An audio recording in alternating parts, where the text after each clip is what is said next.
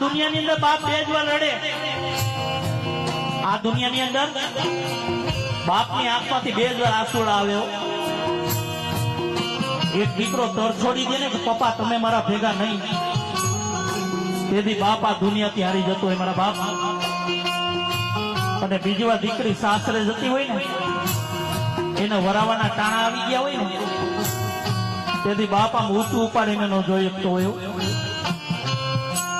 કારણ કે એની દીકરીની વિદાય ન કરતો હોય, પોતાના કાળજા કેરા કટકાની વિદાય કરતો હોય મારા બાપ. દીકરી બબ્બે હાથના થાપા મારે કે પપ્પા આજથી મારે આ તમારી મિલકતમાં મારો કોઈ હક નહીં મારા બાપ. આ ત્યાગની મૂર્તિ છે. દીકરી જન્મે પણ ક્યાં અને એનું મરણ પણ ક્યાં લખ્યું ની દીકરીને ન ખબર હોય. કોણ કહે છે દીકરી સાપનો ભારો છે? કોણ કહે છે દીકરી સાપનો ભારો છે?